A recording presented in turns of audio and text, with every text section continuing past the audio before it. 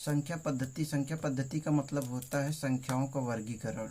जैसे कि प्राकृतिक संख्या या नेचुरल नंबर, वे संख्याएं जो एक से शुरू होकर अनंत तक जाएं प्राकृतिक संख्याएं कहलाती हैं। इन संख्याओं के संग्रह को n से प्रदर्शित करते हैं, अर्थात n बराबर 1 2 3 4 5 dot dot dot dot and so on infinite. अब आती हैं पूर्ण संख्याएं।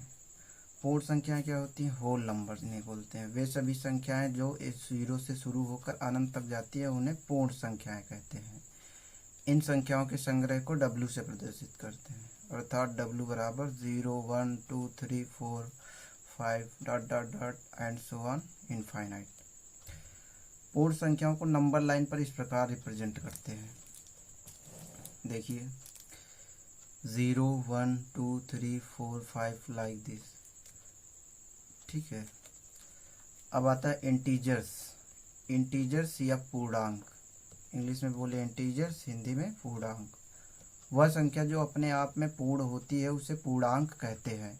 पूर्णांक संख्याओं के संग्रह को Z से प्रदर्शित करते हैं, अर्थात Z बराबर dot dot dot -4 -3 -2 -1 0 1 2 3 dot dot. अब पूर्णांक को नंबर लाइन पे किस प्रकार निरूपित करते हैं आइए देखते हैं। जैसे -4 -3 -2 -1 0 1 2 3 4 5, इस प्रकार पूर्णांक को नंबर लाइन पर प्रदर्शित करते हैं। कुछ पॉइंट।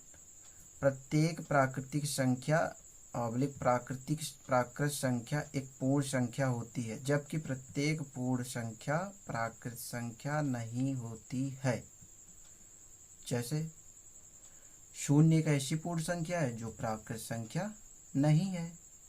0 एक ऐसी पूर्ण संख्या है जो प्राकृत संख्या नहीं है, जबकि प्रत्येक प्राकृतिक संख्या प्राकृत संख्या एक पूर्ण संख्या होती है। जैसे प्राकृतिक संख्या शुरू होती थी 1 2 3 4 5 से, जबकि पूर्ण संख्या 0 1 2 3 से शुरू होती थी। तो देखिए 0 के बाद से सभी संख्याएं कैसी हैं? प्राकृतिक संख्याएं। ठीक है, तो 0 हमारी क्या है? एक पूर्ण संख्या है जो कि प्राकृत संख्या नहीं है। -4 -3 -2 -1 0 1 2 3 4 5 ये सभी क्या है? ये पूर्णांक है। पूर्णांक में भी 0 से बाएं साइड वाले को ऋण पूर्णांक बोलते हैं और 0 से दाहिने साइड वाले को धन पूर्णांक बोलते हैं। Number 3 point. 0 ना तो धन पूर्णांक है और ना ही तो ऋण पूर्णांक है। 0 ना तो धन पूर्णांक है और ना ही ऋण पूर्णांक है। इसके पहले मैंने भी देखा 0 क्या है? एक पूर्ण संख्या है। 0 क्या है? एक पूर्ण संख्या है। 4था पॉइंट। संख्या रेखा पर स्थित दो पूर्णांकों में बाईं ओर स्थित पूर्णांक दाईं ओर स्थित पूर्णांक से सदैव छोटा होता है। संख्या रेखा पर स्थित दो पूर्णांकों में अभी हमने देखा, जैसे संख्या है 2 3 की तुलना करें तो बाईं ओर क्या है? 2, दाहिनी ओर क्या है? 3, तो छोटा कौन है? 2। इसी प्रकार -4 -3 की तुलना करें तो कौन छोटा होगा? जो बाईं ओर होगा। -4 छोटा है, इसलिए हम कह सकते हैं -4 छोटा है। सभी पूर्णांक संख्याएं परिमेय संख्याएं होती हैं। सभी पूर्णांक संख्याएं परिमेय संख्याएं होती हैं। ये हमने अभी परिमेय संख्याएं हमने अभी पढ़ी नहीं है, तो इसके बारे में अभी कुछ नहीं कहेंगे। आइए आगे देखते हैं। परिमेय संख्याएं, रेशनल नंबर, ऐसी सभी संख्याएं जिन्हें P/Q के रूप में लिखा जाता है परिमेय संख्याएं कहलाती हैं। जहाँ P और Q पूर्णांक हैं। क्या है? पूर्णांक। Q is not equal to 0, साथ में P और Q सह अभाज्य हैं। क्या है? सह अभाज्य। अब कहोगे सह अभाज्य क्या है? आइए सह अभाज्य देखते हैं। सह अभाज्य ऐसी संख्याओं का जोड़ा जिनका एक के अतिरिक्त कोई अन्य उभयनिष्ठ गुणनखंड ना हो। अन्य उभयनिष्ठ या अन्य कॉमन फैक्टर ना हो, सह अभाज्य कहलाती। जैसे 1/2, 2/3, 9/5, 12/17। 12/17, 17 तो अभाज्य है लेकिन 12 भाज्य है। हमने अभी भी क्या कहा? परिभाषा में क्या देखा? ऐसी संख्याओं का जोड़ जिनका एक के अतिरिक्त कोई अन्य कॉमन गुणनखंड ना हो। इनका कॉमन गुणनखंड है नहीं है। 12 एक से ही कटेगा, 17 एक से ही कटेगा। जैसे 9/5, 5 क्या है अभाज्य संख्या, 9 भाज्य है, लेकिन एक साथ में लिखी हुई है तो ये सहअभाज्य संख्याएं कहलाएंगी। ठीक है, नोट पॉइंट, प्राकृतिक संख्याएं पूर्ण संख्याओं में सम्मिलित हैं। प्राकृतिक संख्याएं पूर्ण संख्याओं में सम्मिलित हैं। अच्छा, पूर्ण संख्याएं पूर्णांक में सम्मिलित हैं। अभी भी इसके पहले हमने देखा था प्राकृतिक संख्याएं पूर्ण संख्याओं में सम्मिलित, अर्थात प्राकृतिक संख्या 1 2 3 से शुरू होती थी, जबकि पूर्ण संख्या 0 1 2 3 डॉट डॉट। इसी तरह पूर्ण संख्याएं पूर्णांक में सम्मिलित हैं। हमने देखा था पूर्णांक क्या होते थे, -4 -3 -2 -1 0 1 2 3 4 डॉट डॉट। ये सभी पूर्णांक थे, उनमें से पूर्ण संख्याएं निहित थी। पूर्णांक परिमेय संख्याओं में सम्मिलित हैं। पूर्णांक परिमेय संख्याओं में सम्मिलित हैं। हाँ, सभी पूर्णांक परिमेय संख्याएं होती हैं। सभी पूर्णांक परिमेय संख्याएं होती हैं, जबकि सभी परिमेय संख्याएं पूर्णांक नहीं होती हैं। परिमेय संख्याएं एग्जाम्पल जैसे 1 2 -3/2 0 0/2 3/5 डॉट डॉट आदि, ये सभी क्या है परिमेय संख्या। यहाँ 0 क्या है परिमेय संख्या, 0 पूर्ण संख्या भी था, 0 परिमेय संख्या भी है, 0/2 परिमेय संख्या है, 3/2 परिमेय संख्या है, लेकिन a/2 परिमेय संख्या नहीं है, ये अपरिभाषित है। कैसी है, a/2 अपरिभाषित है। कैसा है, अपरिभाषित, इसकी कोई परिभाषा नहीं है, अपरिभाषित है। अच्छा, आइए आगे चलते हैं।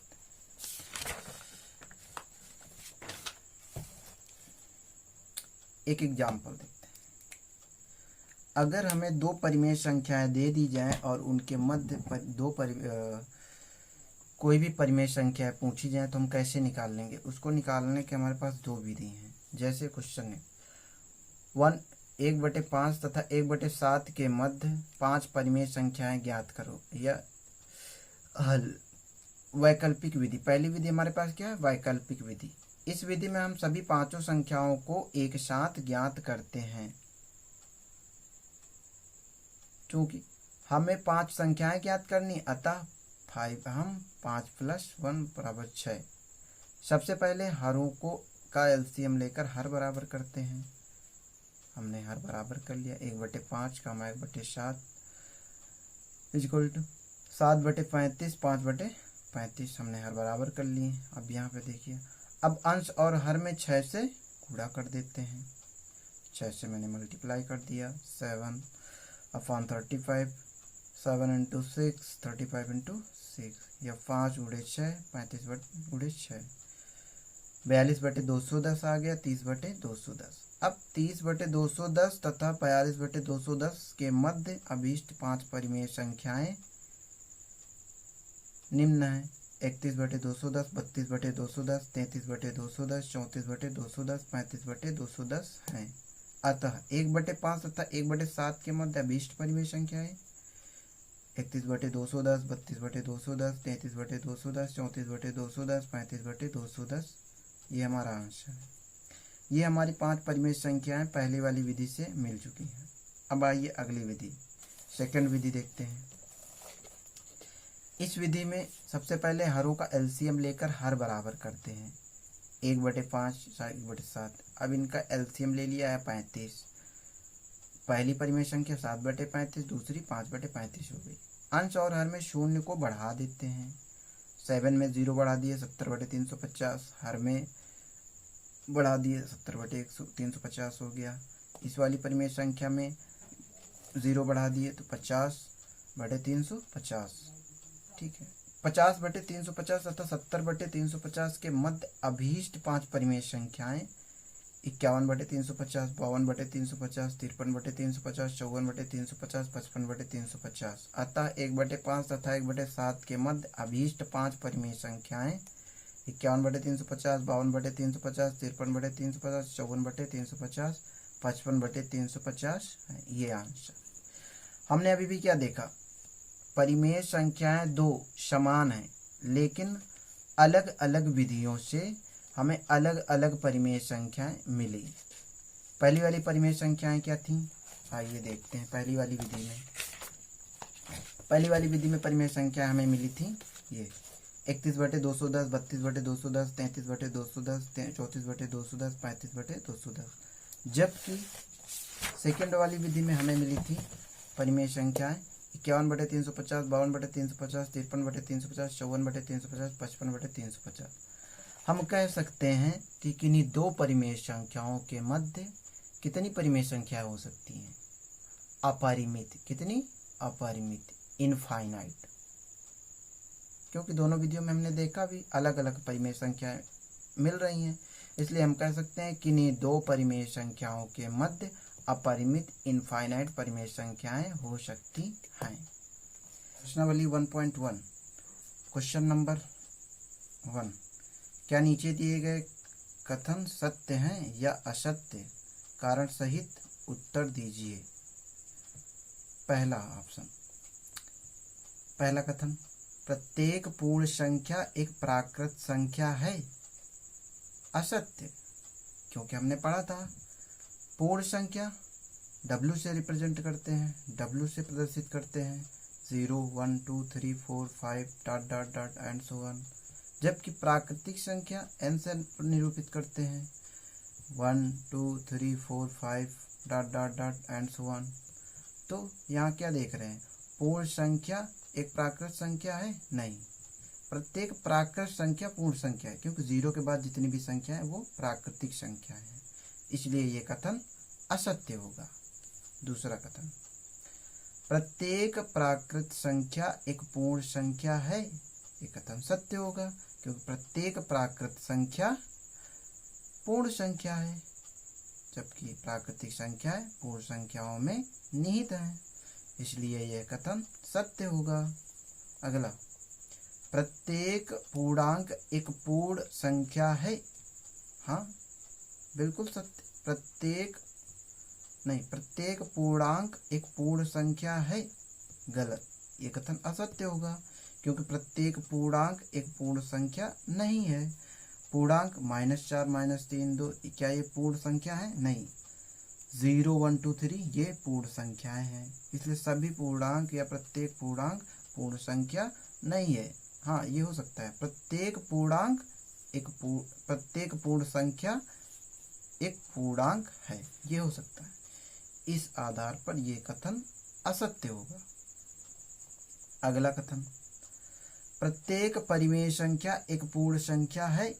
ये कथन असत्य होगा। हमने पढ़ा था प्रत्येक पूर्ण संख्या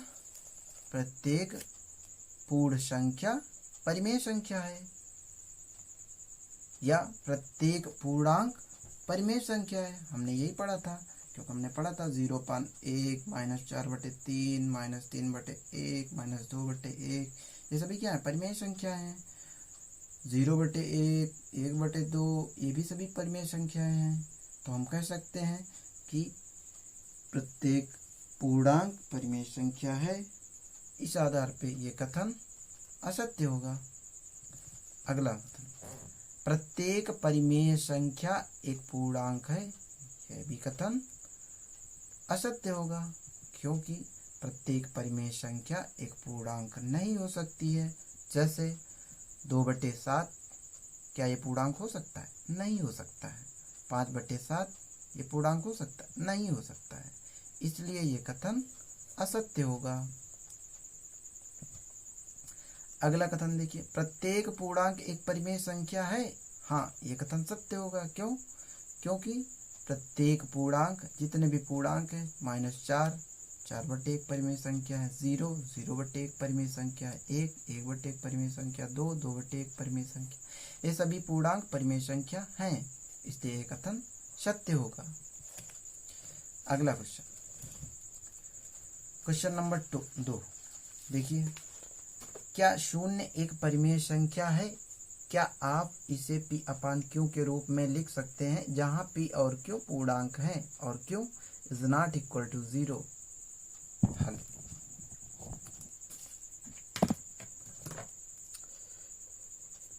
हाँ, शून्य एक परिमेय संख्या है। हाँ, शून्य एक परिमेय संख्या है। शून्य कैसी है? एक परिमेय संख्या है। इसके पहले मैंने पढ़ा था। शून्य कैसी संख्या है? एक परिमेय संख्या है और पूर्ण संख्या है। इसे पी अपान क्यू के रूप में लिख सकते हैं। पी अपान क्यू के रूप में लिख सकते हैं। जैसे 0/1, 0/1 ये पी अपान क्यू के रूप में है। अब तुलना करने पर हम पाते हैं P बराबर 0, Q बराबर 1, जहाँ Q is not equal to 0। P बराबर 0, 0 क्या है? एक पूर्ण संख्या। Q क्या है? एक पूर्ण संख्या। और हम जानते हैं पूर्ण संख्या पूर्णांक होती हैं। क्या होती हैं? पूर्णांक होती हैं। हमने अभी भी पढ़ा था, प्रत्येक पूर्ण संख्या पूर्णांक होती हैं। तो देखो, ये पूर्णांक, ये पूर्णांक, ये क्या है? पूर्णांक है। और यहाँ आ जाए तो ये पूर्ण संख्याएं हैं। ये क्या है? पूर्ण संख्या। ये भी पूर्ण संख्या। लेकिन इस वाले पूर्णांक में अगर इनको सम्मिलित कर दिया जाए तो पूर्णांक कहलाएंगे। ठीक है, तो इस क्वेश्चन का हल ये होगा। अगला question, next question, question number 3।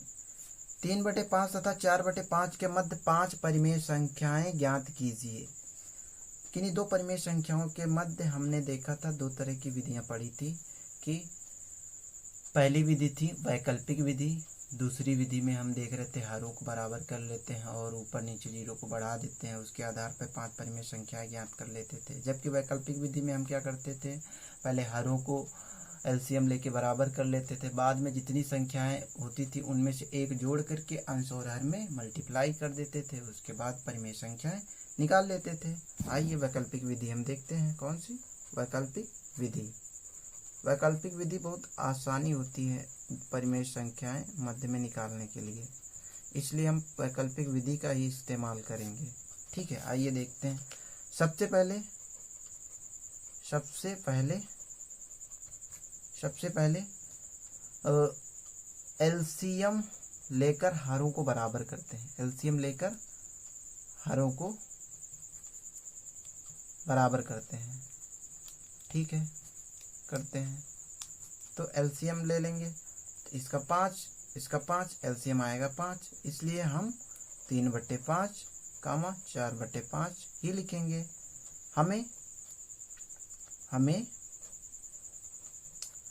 5 परिमेय संख्याएं ज्ञात करनी है। 5 परिमेय संख्याएं ज्ञात करनी है, इसलिए संख्याएं ज्ञात करनी है, इसलिए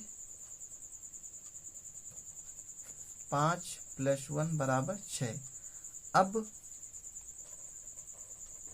6 से दोनों परिमेय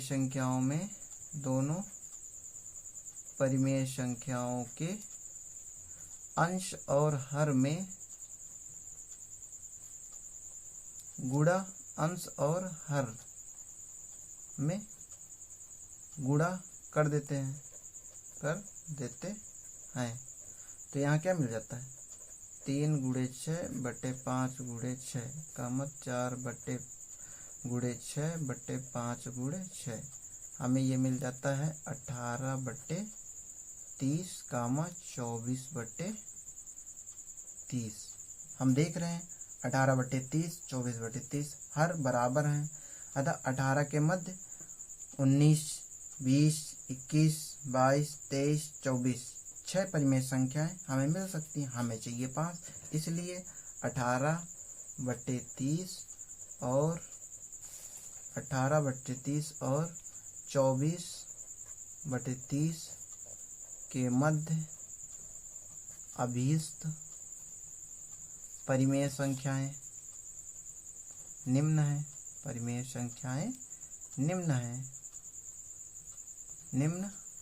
है। देखिए 18 के बाद आता है 19, 18 के बाद क्या आता है? 19, 19/30 कामा 20/30 कामा 21/30 कामा 22/30 कामा 23/30। हमें 5 परिमेय संख्याएं चाहिए, इसलिए हम 5 परिमेय संख्याएं ले लेंगे। अब यही परिमेय संख्याएं 3/5 और 4/5 के मध्य होंगी, तो यही हमारा हो जाएगा आंसर। यही हमारा क्या हो जाएगा? आंसर। ये परिमेय संख्याएं 3/5 और 4/5 के मध्य हैं। आइए अगला क्वेश्चन देखते हैं। नंबर 4, 3 और 4 के मध्य 6 परिमेय संख्याएं ज्ञात कीजिए। इसके पहले मैंने अभी इसी प्रकार का क्वेश्चन किया, ठीक है। अब आप करिए इस क्वेश्चन। Thank you.